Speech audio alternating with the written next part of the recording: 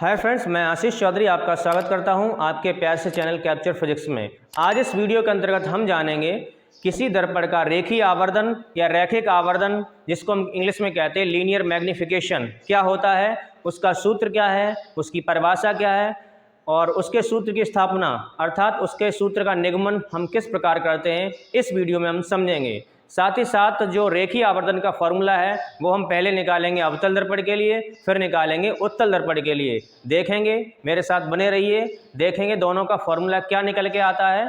तो आवर्धन के बारे में मैं आपको कुछ बता दूं। आवर्धन जो है वो एक तरह का अनुपात है, एक रेशियो है प्रतिबिंब की लंबाई और वस्तु की लंबाई का। यानी प्रतिबिंब की लंबाई और वस्तु की लंबाई के अनुपात को ही हम रेखीय आवर्धन कहते हैं, या फिर इसको हम ऐसे बोल सकते हैं प्रतिबिंब की ऊंचाई और वस्तु की ऊंचाई के अनुपात को हम कहते हैं रेखीय आवर्धन। या फिर अन्य शब्दों में हम ऐसे बोल सकते हैं कि प्रतिबिंब का आकार और वस्तु के आकार के अनुपात को ही हम कहते हैं रेखीय आवर्धन। आवर्धन को हम दर्शाते हैं स्मॉल m से। तो इसका जो फॉर्मूला है वो बन जाता है स्मॉल m इक्वल टू आई होता है प्रतिबिंब की ऊंचाई और ओ होता है वस्तु की ऊंचाई। तो I m equal to I upon O, अर्थात रेखीय आवर्धन इक्वल टू प्रतिबिंब की लंबाई बट्टे वस्तु की लंबाई। ये सब मैंने बाकायदा बोर्ड पर लिख दिया, देखें जैसा कि मैंने बोर्ड पर लिख दिया है। यह है दर्पण का रेखीय आवर्धन। रेखीय या रैखिक दोनों का जो मीनिंग है वो सेम है। आवर्धन यानी लीनियर मैग्निफिकेशन, इंग्लिश एक ही है, ऑफ मिरर, यानी यदि कोई वस्तु मुख्य अक्ष के लंबवत रखी हो। ये हम चिन्ह परिपाटी में पढ़ चुके हैं कि वस्तु को हमेशा मुख्य अक्ष के लंबवत ही रखते हैं। वस्तु को कभी भी मुख्य अक्ष के नीचे नहीं रखा जाता, वस्तु हमेशा मुख्य अक्ष के ऊपर ही रखी जाती है। तो वही लिखा है, एक लाइन बढ़ा दी है इन्होंने। यदि कोई वस्तु मुख्य अक्ष के लंबवत रखी हो तो प्रतिबिंब की लंबाई, मैंने बताया अभी आपको, और वस्तु की लंबाई के अनुपात को ही हम कहते हैं रेखीय आवर्धन। अब इस चीज को हम ऐसे लिख सकते हैं फॉर्मूले के रूप में, रेखीय आवर्धन इक्वल टू प्रतिबिंब की लंबाई बट्टे वस्तु की लंबाई।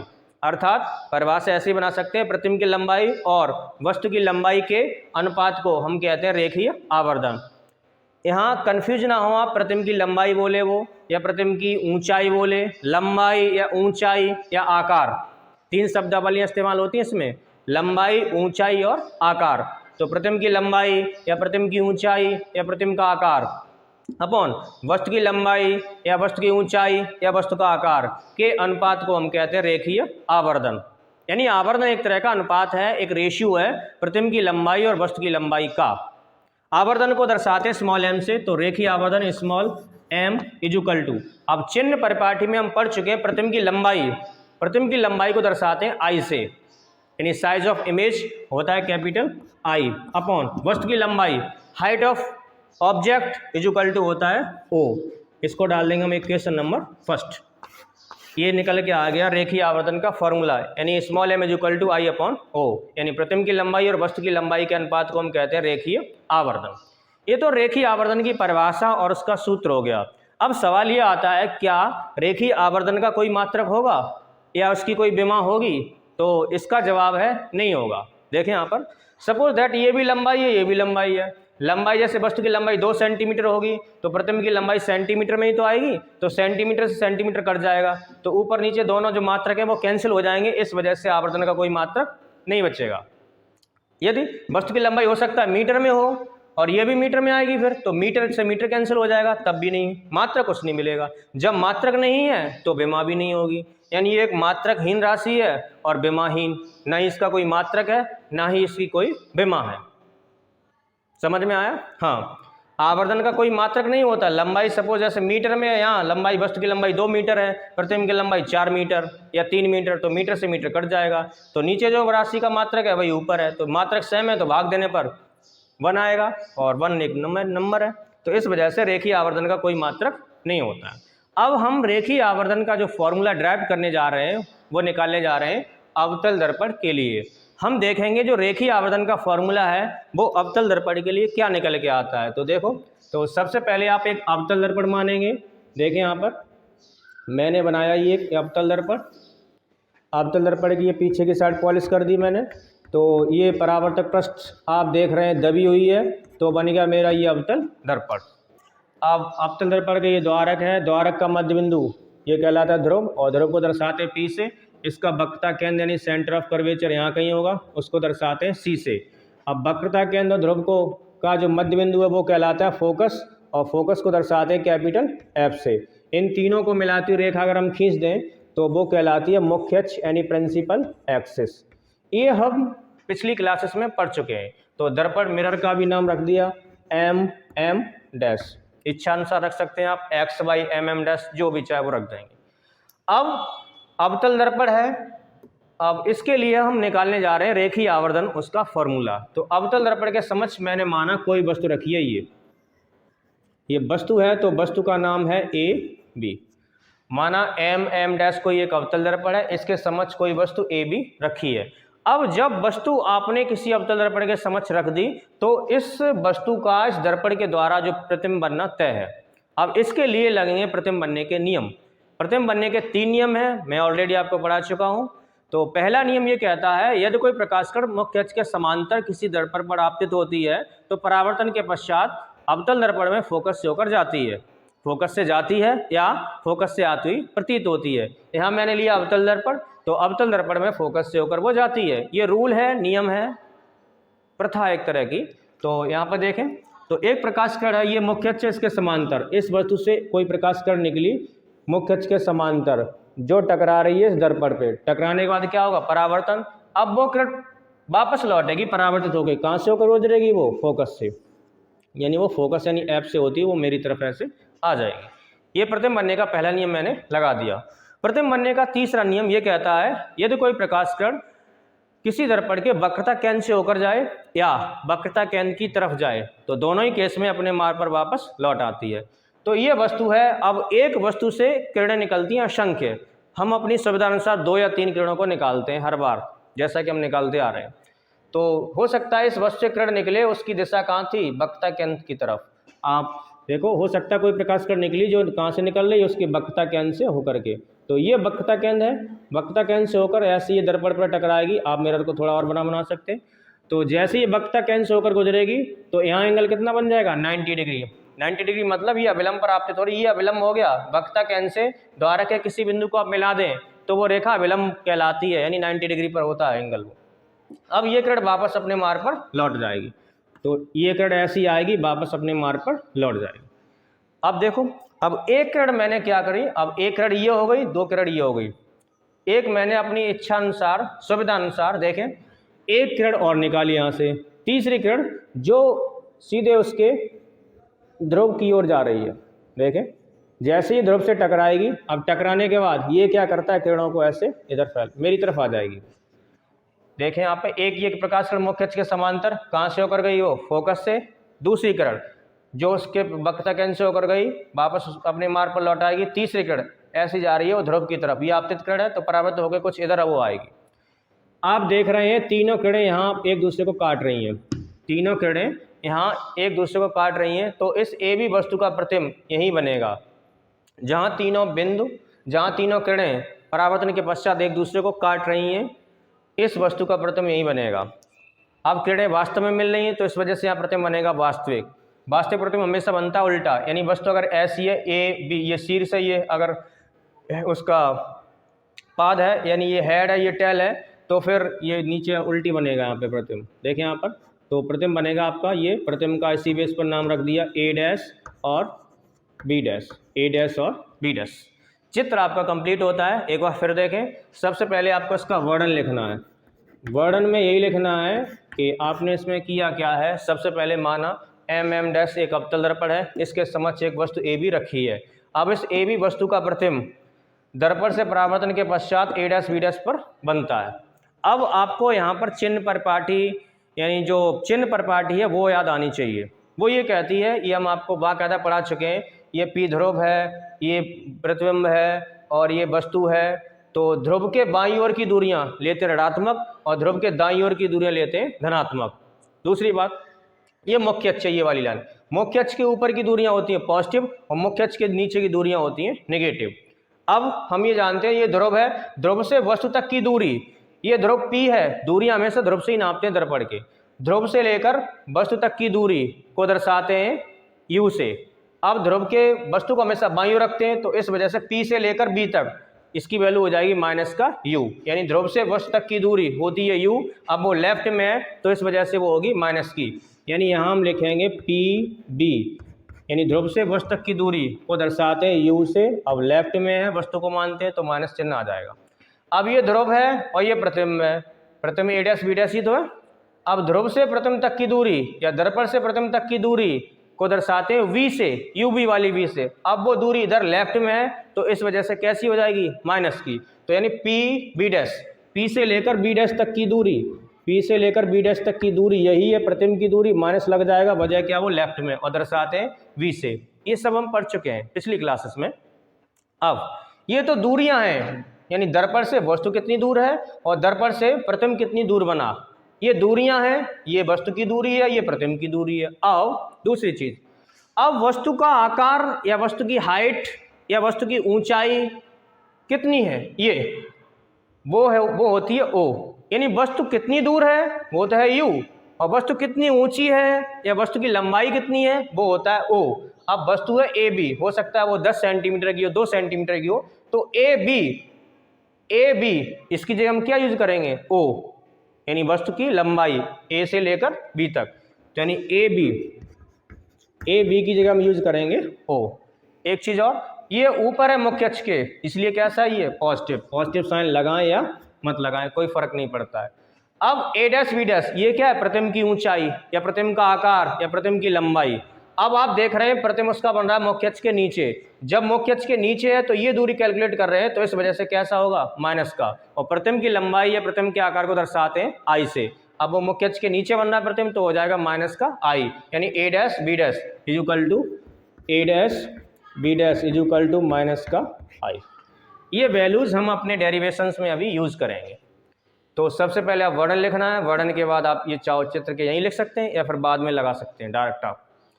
अब इसकी उत्पत्ति यानी इसका सूत्र की स्थापना कर रहे हैं हम, उत्पत्ति या प्रूफ देखें। तो सबसे पहले आप त्रिभुज देखें, त्रिभुज ए बी पी बड़ा वाला, ए बी पी व त्रिभुज ए डैश बी डैश पी में, इनको आप बाहर बना सकते हैं बेहतर समझने के लिए। त्रिभुज ए बी पी व ए डैश बी डैश पी में हम लिख रहे हैं यहाँ पे त्रिभुज ए बी पी व त्रिभुज, ये वाला त्रिभुज ए डैश बी डैश पी में, त्रिभुज ए डैश बी डैश पी में। आप अपने बेहतर समझने के लिए इन दोनों त्रिभुजों को बाहर बना सकते हैं। देखें ये कुछ इस तरह से बने हैं, ए बी पी यानी ऐसे बना है, देखें यहाँ पर ये लास्ट वाला पॉइंट है P और ये पॉइंट है A और ये पॉइंट है B, यानी A B P ऊपर वाला बना है A B P। अब नीचे ये देखो नीचे आ रहा है A डैश B डैश, ये कुछ यहाँ से है और P से ये कनेक्ट है ये साइड, तो ये लाइन है A डैश और ये लाइन है B डैश। यहाँ समझ सकते हैं आप या फिर बाहर निकाल के ऐसे बना सकते हैं। बेहतर समझने के लिए आप इन दोनों त्रिभुजों को जिसकी बात कर रहे हैं उनको मैंने बाहर बना लिया, बाकी समय कोई मतलब नहीं। अब देखें यहाँ पर ये समकोण है, 90 डिग्री है, लंबवत मानते हैं हमेशा वस्तु की लंबाई को, ऐसा नहीं कि वस्तु तिरछी रखी हो 90 डिग्री पर होती है। इसमें ये 90 है तो प्रतिबिंब भी 90 का, यानी ये एंगल इस एंगल के बराबर हो गया। दूसरी चीज देखें आप यहाँ, एक चीज देखें यहाँ, ये क्या है, आपतित किरण ए से लेकर पी तक, ये क्या है, आपतित किरण, और ये परावर्तित होकर आ रही है, क्या है, परावर्तित किरण।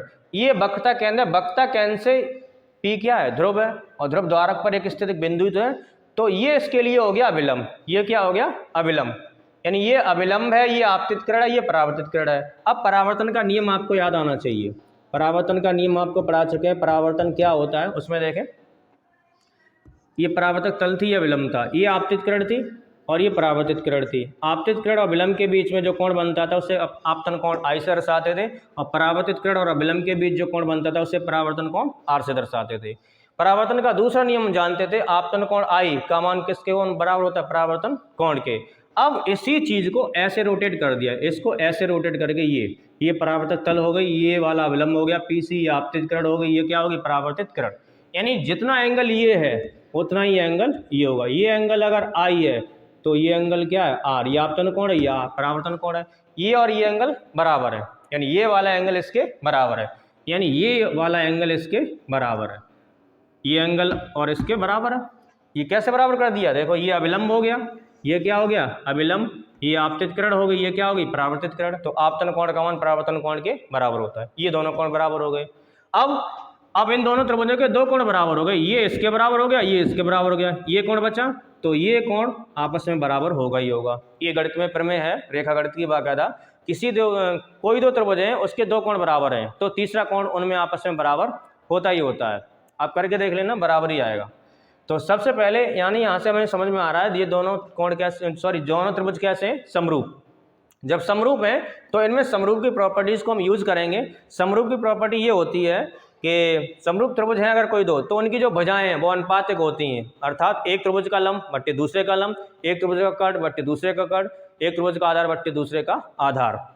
सबसे पहले आप प्रूफ करेंगे कि ये दोनों समरूप हैं। कैसे हैं, तो देखें कोण ABP, यानी कोण ABP, यानी इस एंगल की बात हो रही है, कोण ABP बराबर है कोण A'-B'-P के। ये कोण A'-B'-P के क्यों बराबर है, रीजन लिख सकते हैं आप, समकोण है, यानी कैसे हैं वो 90 डिग्री के हैं दोनों, इसलिए कैसे बराबर, ये दोनों बराबर हो गए।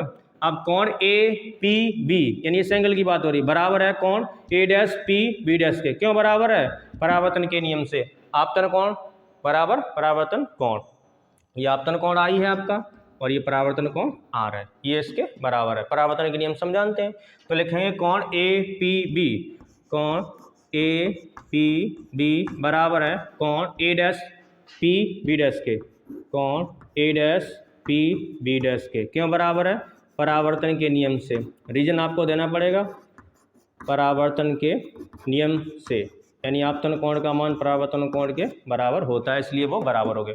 अब तीसरा कोण ये बचा A', इसमें ये A, तीसरा कोण आपस में बराबर होगा ही होगा। अब कोण को हमेशा बीच में लिखते हैं, तो कोण BAP, कोण BAP, यानी इस एंगल की बात हो रही, बराबर है कोण B'-A'-P के, कोण B'-A'-P के। क्यों बराबर है, लिख सकते हैं आप, तीसरा कोण है, तीसरा कोण है, इसलिए आपस में बराबर है। जब दो कोण बराबर हैं तो तीसरा कोण आपस में बराबर होगा ही होगा। आप देख रहे हैं इन दोनों त्रिभुजों के तीनों कोण बराबर हैं, इसलिए हम कह सकते हैं, इसलिए त्रिभुज, ये दोनों त्रिभुज कैसे हैं, समरूप हैं। यानी त्रिभुज ABP यानी त्रिभुज ABP व त्रिभुज A'-B'-P व त्रिभुज A'-B'-P समरूप हैं। समरूप हैं तो इनकी भुजाएं अनुपातिक होंगी, यानी एक का लंब बट्टे दूसरे का लंब, एक का आधार बट्टे दूसरे त्रिभुज का आधार। अब देखें आप इस त्रिभुज को देखें ABP, ये 90 अंश है, 90 अंश के सामने वाली भुजा होती है कर्ण, यानी ऊपर वाले त्रिभुज के लिए कर्ण हो गया AP, ये कोण है, कोण के सामने भुजा क्या हो गई लंब, लंब हो गया AB, और बाकी क्या बचा आधार। एक त्रिभुज में तीन ही होती हैं, लंब, कोण, लंब, कर्ण और आधार। अब छोटे वाले में देखिए ये 90 अंश है, इसके सामने कर्ण हो गया A'-P', ये हो गया कर्ण। अब ये कोण आ रहा है, इसके सामने लंब A'-B', ये लंब हो गया, बाकी ये बचा आधार। तो छोटे वाले त्रिभुज में लगा लो या बड़े वाले से, कहीं से भी स्टार्ट कर सकते हैं आप, यहाँ से। फिलहाल हम नीचे से स्टार्ट कर रहे हैं। छोटे वाले त्रिभुज का लंब, ये कोण है, कोण के सामने लंब यानी A'-B', यानी छोटे वाले त्रिभुज का जो लंब है वो है A'-B', तो यानी A'-B' अपॉन A'-B', देखें A'-B', यानी छोटे वाले त्रिभुज का लंब बट्टे बड़े वाले त्रिभुज का लंब। बड़े वाले त्रिभुज का लंब क्या है AB इक्वल टू, बस इसके बाद एक लाइन में ही आंसर है। अब छोटे वाले त्रिभुज का लंब बट्टे बड़े वाले त्रिभुज का लंब, छोटे वाले का आधार, छोटे वाले का आधार क्या, P से लेकर B तक, P', तो छोटे वाले का आधार P' अपॉन बड़े वाले का आधार PB, बड़े वाले का आधार क्या है PB। अब ध्यान आपको ये रखना, अगर आपने छोटा त्रिभुज ऊपर लिया, छोटे वाले का त्रिभुज का लंब, आधार, कर्ण, फिर वो ऊपर ही रहेगा, नीचे मत कर देना, उलट मत देना, वरना गलत हो जाएगा। तो अब क्या करेंगे, मान रखने पर, इसके बाद यहाँ से देख सकते हैं आप, अब मान रखने पर चिन्ह परिपाटी से ये वैल्यूज यूज करेंगे हम। मान रखने पर, चिन्ह परिपाटी से मान रखने पर, गौर करना, A'-B' की वैल्यू कितनी है, A'-B' की वैल्यू कितनी है माइनस की I, तो यहाँ रख देंगे माइनस का I अपॉन, इधर क्या है AB की वैल्यू कितनी है, AB की वैल्यू कितनी है O, तो यहाँ लगा देंगे O इक्वल टू PB', गौर कर रहे हैं PB' की वैल्यू कितनी है माइनस का V, तो यहाँ लगा देंगे माइनस का V अपॉन, नीचे क्या PB की वैल्यू कितनी है, PB की वैल्यू कितनी है माइनस का U, आप देख सकते हैं इस माइनस से ये माइनस कट जाएगा, इस माइनस को उधर भेज दें आप, इस माइनस को उधर भेजें तो उधर पहुंच जाएगा, यानी यहाँ बचेगा I upon O is equal to, ये माइनस उधर आ जाएगा तो माइनस का V अपॉन U। अब I अपॉन O समीकरण 1 पर गौर करें, I अपॉन O किसके बराबर, I अपॉन O किसके बराबर है, M के, तो यहाँ क्या आ जाएगा M। तो समीकरण 1 से तो I अपॉन O की जगह क्या आ गया, M is equal to minus का V अपॉन U। तो ये आवर्धन का सूत्र निकल के आ गया माइनस का V अपॉन U। अब गौर करना, आवर्धन का एक फॉर्मूला ये है I अपॉन O, और एक क्या निकल के आया, माइनस का V अपॉन U, यानी ये इसके बराबर M बराबर ये है और M बराबर ये है। अब इन दोनों को हम ये लिख सकते हैं, M की जगह क्या लिख सकते हैं, यहाँ पे देखें, इसको हम ऐसे लिख सकते हैं, imply that M is equal to I upon O तो होता ही है, M is equal to I upon O, और इज इक्वल टू क्या निकले क्या है, माइनस का V अपॉन U, माइनस का V अपॉन U। यहाँ आपने क्या बोला था, प्रतिबिंब की लंबाई वस्तु की लंबाई का अनुपात को क्या कहते हैं, रेखीय आवर्धन, ऐसे बोल सकते हैं। यहाँ पर V क्या है, प्रतिबिंब की दूरी, और U क्या, वस्तु की दूरी। तो किसी दर्पण से प्रतिबिंब की दूरी और वस्तु की दूरी के अनुपात को हम क्या कहते हैं, रेखीय आवर्धन।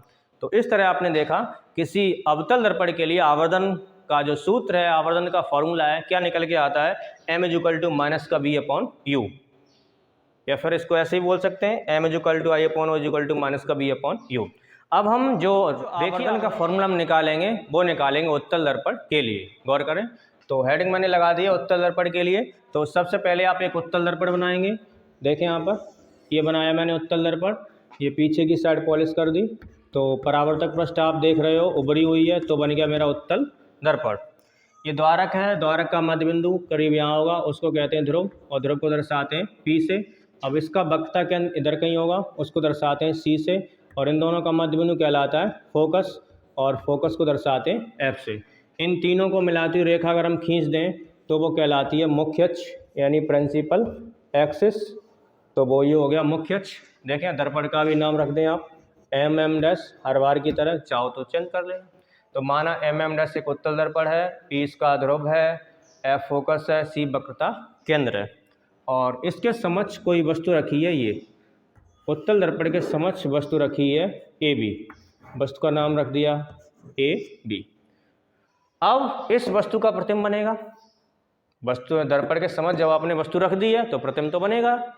अब इसके लिए क्या चाहिए आपको, प्रतिबिंब बनने के नियम। तो प्रतिबिंब बनने का तीसरा नियम ये कहता है, यदि कोई प्रकाश किरण किसी दर्पण के प्रकाश से केंद्र की ओर जाए या प्रकाश से केंद्र से होकर जाए, तो दोनों ही मार्ग में अपने दोनों ही केसेस में अपने मार्ग पर वापस लौट आती है। ये वस्तु है, ये दर्पण है, इसका प्रकाश से केंद्र कहाँ, ये हो सकता है कोई प्रकाश कण उसके इस वस्तु से निकले, उसकी दिशा कहाँ हो, प्रकाश से केंद्र की तरफ, तो ये प्रकाश से केंद्र है, तो ऐसे करके वो ऐसी जा रही थी, यानी इस प्रकाश किरण की जो डायरेक्शन थी वो कहाँ थी, C की तरफ, लेकिन वो C की पे जाएगी नहीं, वजह क्या, पीछे पॉलिश, तो वो किरण ऐसी जा रही थी, ऐसी यहाँ से टकराएगी, इस दर्पण से टकराने के बाद परावर्तित होकर वापस अपने मार्ग पर लौट आएगी। अब प्रतिबिंब कभी एक किरण से नहीं बनता है, प्रतिबिंब बनाने के लिए हमें कम से कम 2 किरणों की जरूरत पड़ती है, 2 या 2 से अधिक।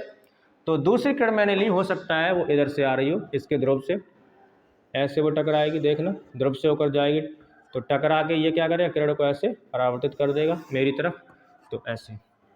अभी आप देख रहे हैं दोनों किरणें एक दूसरे को काटी नहीं है, जब दोनों किरणें एक दूसरे को काटेंगी नहीं तो प्रतिबिंब बनेगा नहीं। आप देख रहे हो ये वाली किरण ऐसी गई, वापस उधर जा रही, ये वाली किरण मेरी तरफ आ रही है, एक्चुअल में ये दोनों किरणें नहीं मिल रही हैं। अगर हम ये वाली जो किरण है, ये इसको पीछे बढ़ाएं, इस किरण को अगर हम पीछे बढ़ाएं ऐसे करके, तो हमें ये आभास होगा ये दोनों किरणें कहीं पीछे जाकर मिल जाएंगी, इस बिंदु पर कहीं मिल नहीं होंगी, तो जहां मिलती हुई प्रतीत होंगी, तो इस वजह से इस वस्तु का प्रतिबिंब हमें ऐसा आभास होगा कि दर्पण के पीछे यहाँ बन रहा होगा। इसको कहते हैं आभासी प्रतिबिंब, काल्पनिक प्रतिबिंब। हमें आभास होता है, किरणें वास्तव में नहीं मिलती हैं, हमें ऐसा लग रहा है कि ये दोनों किरणें कहीं पीछे मिल रही होंगी, तो इस वस्तु का प्रतिबिंब बनेगा दर्पण के पीछे। और कैसा बनेगा, आभासी। आभासी को ऐसे दर्शाते हैं डॉट डॉट से, और आभासी प्रतिबिंब हमेशा बनता है सीधा। अगर वस्तु ऐसी रखी है तो प्रतिबिंब भी ऐसा ही बनेगा, सीधा। और आभासी प्रतिबिंब आप देख रहे हो कहाँ बन रहा है, मुख्य अक्ष के ऊपर आभासी बन रहा है, सीधा बन रहा है, और मुख्य अक्ष के ऊपर। तो वस्तु ए बी है तो प्रतिबिंब भी उसी के जैसा बन रहा है, ए डैश बी डैश, उल्टा नहीं बना है। गौर करना, पिछले में कैसा बना था, वास्तविक। वास्तविक प्रतिबिंब हमेशा बनते उल्टे और आभासी प्रतिबिंब हमेशा बनते सीधे। अब हम वही चिन्ह परिपाटी यूज करेंगे यहाँ पर। ये ध्रुव है, ये वस्तु है, तो ध्रुव से वस्तु तक की दूरी को दर्शाते यू से, यानी पी बी। देखें पी बी क्या हो जाएगा मेरा, यू, वो भी कैसा, माइनस का। ध्रुव के बाईं ओर की दूरियां नेगेटिव। ध्रुव से वस्तु तक की दूरी, सॉरी ध्रुव से प्रतिबिंब तक की दूरी, ये बी डैश क्या है, ए बी डैश क्या है, प्रतिबिंब। तो ध्रुव से यानी दर्पण से प्रतिबिंब तक की दूरी होती है बी। अब वो दाहिनी तरफ है यानी राइट हैंड साइड पर, इस वजह से कैसी होगी, पॉजिटिव, यानी P B dash, P B dash. इसकी जगह हम क्या यूज करेंगे, प्लस का वी। अब देखें आप इस केस में आप देख रहे हैं वस्तु भी मुख्य अक्ष के ऊपर है और दर्पण जो प्रतिबिंब है वो भी मुख्य अक्ष के ऊपर है। वस्तु को हमेशा मुख्य अक्ष के ऊपर ही रखते हैं, कभी नीचे नहीं रखते हैं, ध्यान रखना आगे के लिए। प्रतिबिंब का पता नहीं है, कभी मुख्य अक्ष के ऊपर बनता है कभी नीचे। अगर मुख्य अक्ष के ऊपर बन रहा है तो प्रतिबिंब की जो लंबाई आकार है वो होता है पॉजिटिव, अगर मुख्य अक्ष के नीचे बन रहा है तो होता है नेगेटिव। तो वस्तु की लंबाई क्या है, ए से लेकर बी तक, तो ए बी है, वस्तु की लंबाई मुख्य अक्ष के ऊपर, इस वजह से कैसी है, पॉजिटिव, यानी ए बी। और वस्तु की लंबाई को दर्शाते हैं ओ से ऊपर है तो पॉजिटिव। ए डैश बी डैश क्या है, प्रतिबिंब का आकार, प्रतिबिंब का साइज, प्रतिबिंब की लंबाई या प्रतिबिंब की ऊंचाई। तो A dash B dash, A dash B dash ये होता है आई और वो ऊपर है, इस वजह से पॉजिटिव। ये चिन्ह परिपाटी से हम जानते हैं, अभी हम इनको यूज करेंगे। तो सबसे पहले आप इसका वर्णन लिखेंगे। वर्णन में वही दो लाइनें लिखनी है आपको। माना एम डैश एक उत्तल दर्पण है, इसके समक्ष एक वस्तु ए बी रखी है, इस वस्तु का प्रतिबिंब आभासी रूप से दर्पण के पीछे ए डैश बी डैश पर बनता है। ये लिख देंगे, काम चल जाएगा आपका। और इसके बाद इसकी जो उत्पत्ति है यानी प्रूफ है, इसका सूत्र की निगमन करेंगे हम, उत्पत्ति सूत्र की स्थापना। अब देखें आप त्रिभुज ए बी पी, इसको देखें आप त्रिभुज। एक चीज और फिलहाल यहाँ देख लें, ये आपतित किरण है, ये परावर्तित किरण है, ये क्या हो गया, अभिलंब, ये हो गया हमारा आपतन कोण आई, ये क्या होगा, परावर्तन कोण आर।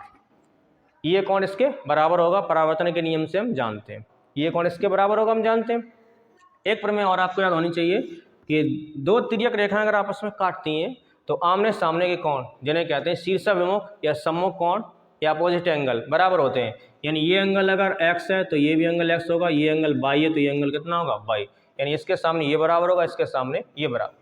आप देखें एक लाइन ये BPC और एक लाइन ये A डैश P, ये वाली, ये एंगल अगर R है तो ये एंगल भी कितना होगा, R, कितना होगा, R, यानी ये इसके बराबर है तो ये इसके बराबर है, ये इसके बराबर है।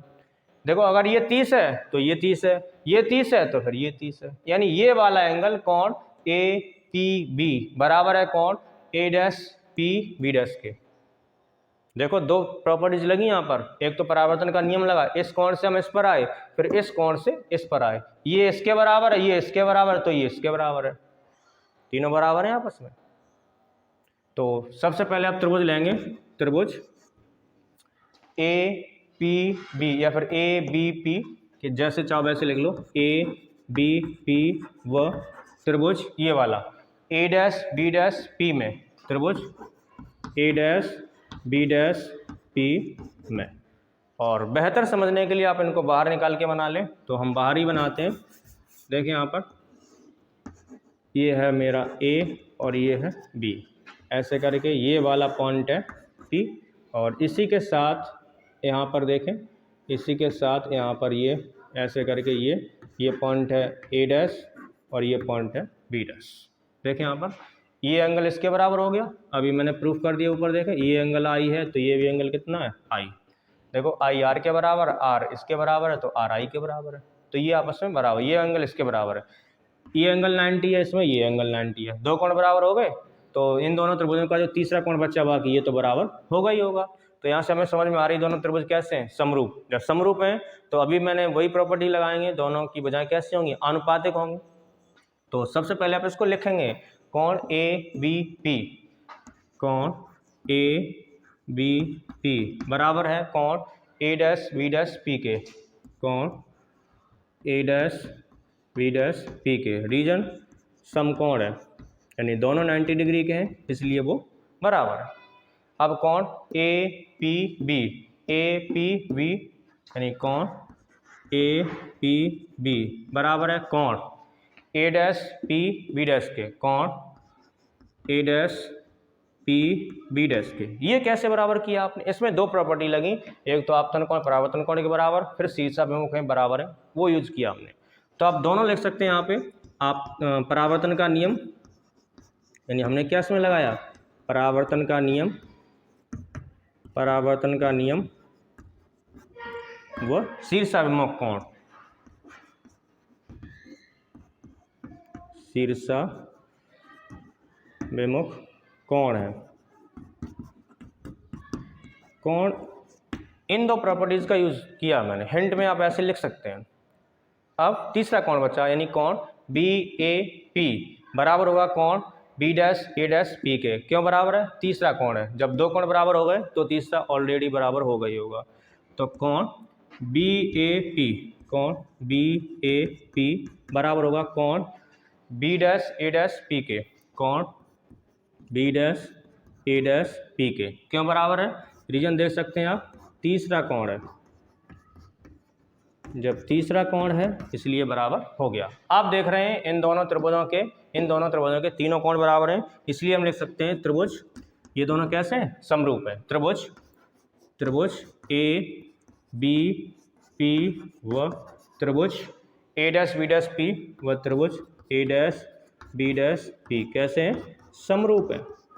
जब समरूप हैं तो वही समरूप वाली प्रॉपर्टी लगाएंगे। दोनों की भुजाएं कैसे होंगी? अनुपातिक, यानी इस त्रिभुज का लंब बट्टे इस त्रिभुज का लंब, इस त्रिभुज का आधार बट्टे इस त्रिभुज का आधार।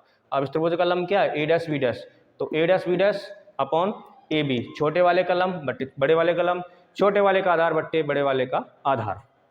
तो ए डैश बी डैश यानी लंब बट्टे लंब, A dash B dash upon इसका लंब क्या है? A B is equal to, अब इसका आधार इसी का लिखेंगे पी बी डैश, इसका आधार क्या है? पी बी डैश अपॉन इसका आधार क्या है? P B. अब क्या करेंगे?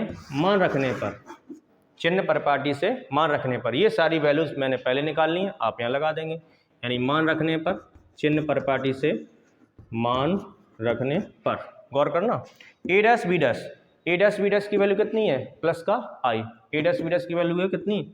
आई, प्लस का आई है, प्लस लगाओ या ना लगाओ कोई फर्क नहीं पड़ेगा। ए बी, अब ए बी की वैल्यू कितनी है? ओ, तो I upon O is equal to P B dash, गौर करना, पी बी डैश की वैल्यू कितनी है? प्लस का बी, तो यहाँ लिख देंगे प्लस का बी अपॉन नीचे क्या बचा? P B. अब पी बी की वैल्यू कितनी है? माइनस का यू, प्लस माइनस ही माइनस आ जाएगा। देखो आई अपॉन ओ, समीकरण एक बार फिर आए, गौर करें, आई अपॉन ओ किसके बराबर है? एम के, यानी समीकरण एक से,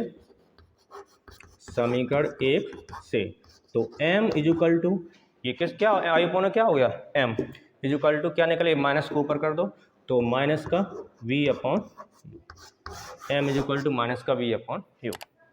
तो आप कुछ सीखे होंगे, इससे हमें ये सीख या शिक्षा ये मिलती है। शिक्षा क्या, वो तो एक थ्योरम्स है। तो यहाँ से हमें ये समझ में आता है कि रेखीय आवर्धन का फॉर्मूला अवतल दर्पण के लिए, उत्तल दर्पण के लिए समान आता है। क्या आता है? M is equal to minus का वी अपॉन यू।